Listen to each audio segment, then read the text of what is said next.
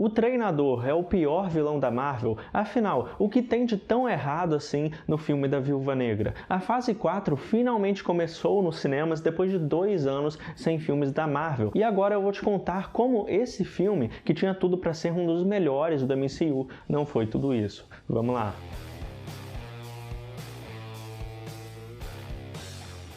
Fala nerds, eu sou o Lucas e sejam muito bem-vindos ao XP TV. Viúva Negra chegou aos cinemas para finalmente trazer um filme solo da personagem e o último da Scarlett Johansson no papel, e como eu disse, tinha tudo para dar certo, mas será que foi um bom início para a fase 4? E a cena pós-créditos, o que vai acontecer a partir de agora no MCU? As respostas estão aqui nesse vídeo, mas já vai comentando o que você achou do filme. Eu não sei se você se assustou com o título, se você teve uma percepção muito diferente de mim do filme, mas eu vou explicando ao longo do vídeo e vocês vão entendendo melhor. Mas é sempre bom lembrar que não existe isso, pelo menos da minha parte, não existe de defender tudo em um filme apenas por gostar da Marvel ou da DC. Eu gosto das duas, mas eu acredito que quando você gosta muito de algo e você exige o melhor, você tem que criticar. Você tem que exigir o melhor daquilo que você é fã. E você exigindo o melhor, você vai ganhar grandes adaptações. E mesmo que eu tenha dito que até que cumpriu as expectativas no sentido de trazer essa origem para a personagem, uma contextualização maior, o roteiro e o desenvolvimento dado para os personagens provavelmente é um dos maiores erros do filme, com soluções fáceis para amarrar a narrativa de alguma forma, com personagens totalmente deslocados na trama, como maior exemplo o próprio Mason, interpretado pelo O.T. Fagbenling, que, vamos falar a verdade, ele só tá ali como uma forma deles conseguirem dar para Natasha os equipamentos que ela precisa sem que eles precisem pensar muito sobre isso. E isso pareceu realmente bem preguiçoso por parte do roteiro. Eu acho que eles poderiam ter trabalhado isso melhor. Não custava fazer isso. Eu acho que muito do que eu vou dizer aqui agora não é querendo desmerecer o filme. É porque eu acho que a personagem da Viúva Negra que a gente acompanhou todo esse tempo merecia um filme muito melhor. Inclusive, se a gente parar para pensar e analisar melhor, a estrutura do roteiro comparada com Capitão América, o Soldado Invernal, foi muito parecida. São basicamente as mesmas ideias recicladas aqui, como por exemplo a ideia de uma organização secreta que o protagonista achava que tinha acabado,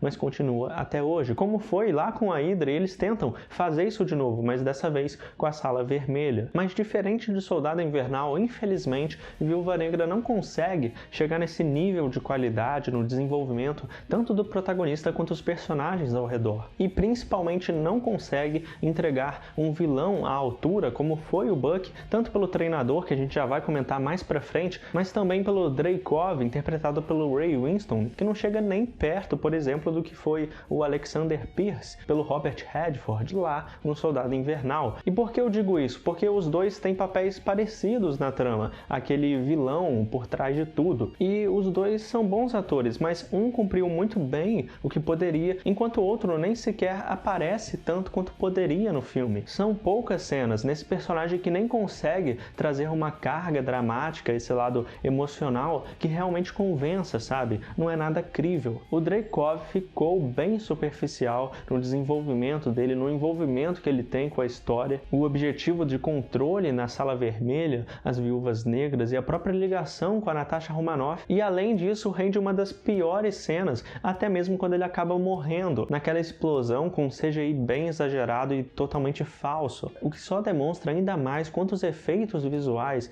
poderiam ter sido melhor trabalhados pela Marvel e realmente tira a gente da imersão de um filme que na verdade nem precisaria de toda essa escala e grandiosidade. A própria base na espionagem que Capitão América, o Soldado Invernal tem, que eu mencionei na minha análise sem spoilers, realmente fez falta, porque se eles queriam se aproximar a esse mesmo tom, eles perderam a chance de fazer isso. Então eu disse que cumpriu as expectativas no sentido de trazer um maior aprofundamento no passado da personagem, principalmente na primeira cena, que eu gostei bastante, então eu levei muito isso em conta, mas em contraponto a isso, porque às vezes a impressão que eu tenho é que esse filme queria inserir tantas coisas e ser tantas coisas que acaba não sendo nenhuma delas. O que faz valer a pena são alguns detalhes que a gente consegue aproveitar e o apreço que a gente tem pela personagem, essa jornada que a gente acompanhou dela todo esse tempo contribui muito pra gente se importar com ela. E também, eu não sei você, vocês, mas a decepção só não foi maior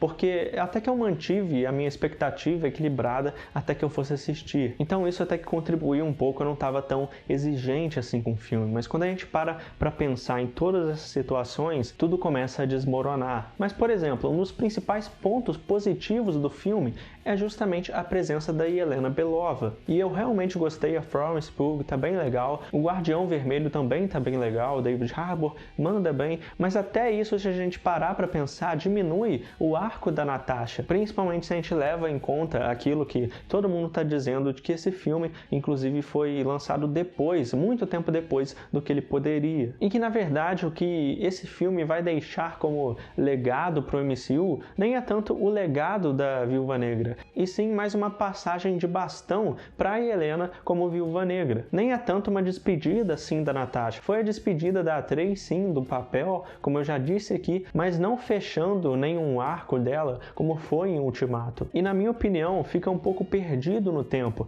Às vezes ele parece mais um Viúva Negra 2 ou 3, só mais um filme do que um primeiro filme solo, sem uma jornada ou novidade, porque a gente já acompanhou essa personagem durante 10 anos, e já tivemos sim um arco meio que trabalhado ao longo de todos os filmes. E finalmente a gente chega em um dos pontos mais controversos do filme, o treinador, ou treinadora no caso, né? Também assume um papel muito parecido com o que o Soldado Invernal tem no MCU, ou pelo menos tenta, né? Porque ainda mais quando a gente começa a pensar nessas tentativas de criar uma tensão psicológica e relação entre o protagonista e o vilão, com o passado entre os dois, nesse caso uma pessoa do passado da Natasha que foi usado como arma e tem inclusive sua mente controlada, exatamente o que acontece com o Soldado Invernal. E não é querendo ser injusto, o maior problema nem é esse, nem é ser tão bom quanto o Soldado Invernal, não é essa a questão, e sim que esse desenvolvimento dos personagens não se sustenta, até mesmo se a gente analisar o filme como um filme isolado, sem comparações. Não é algo realmente bem escrito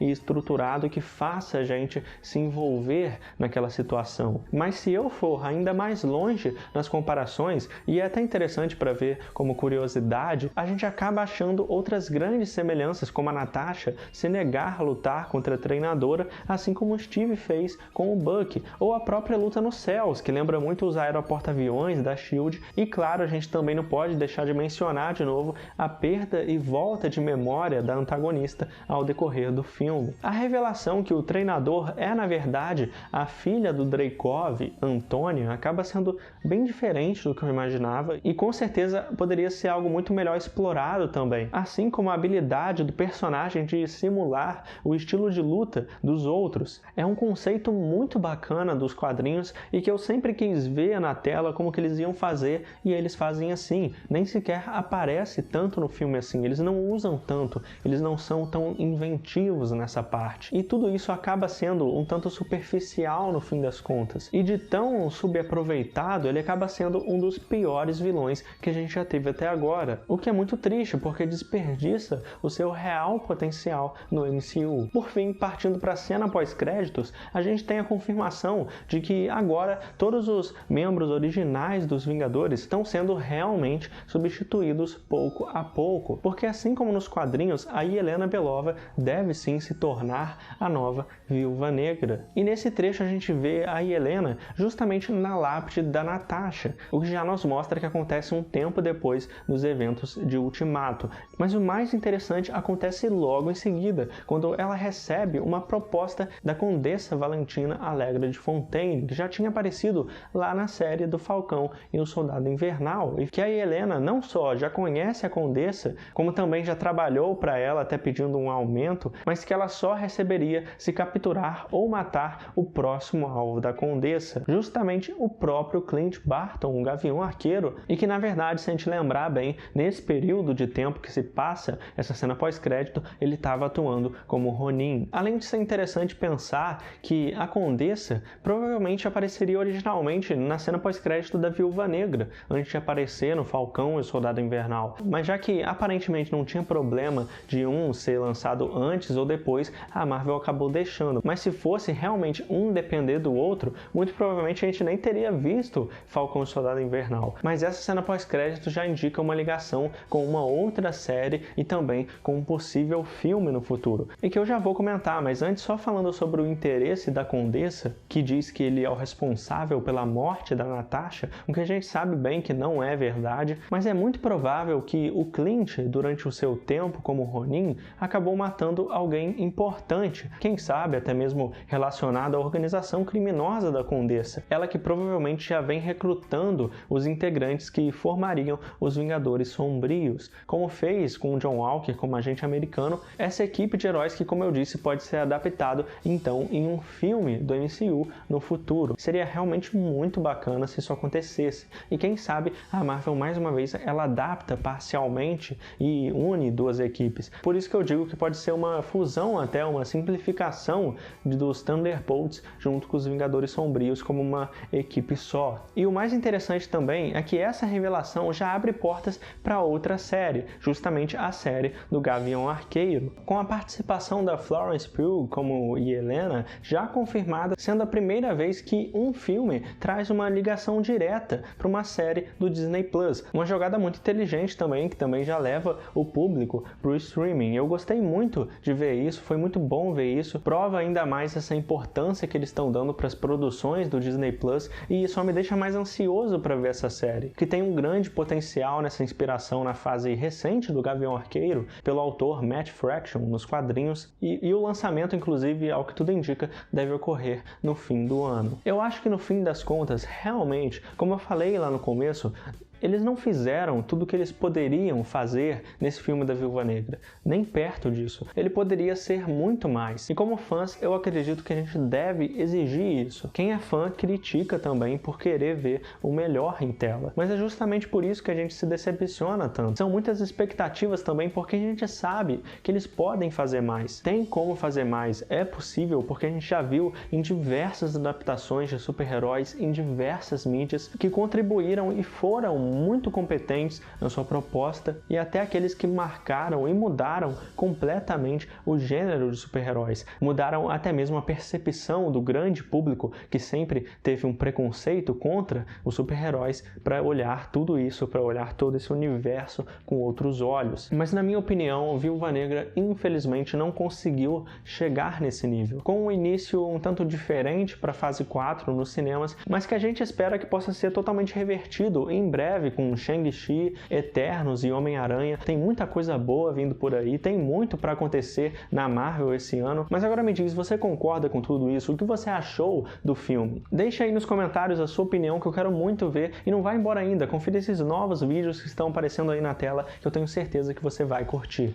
Muito obrigado por tudo, valeu, falou e até mais.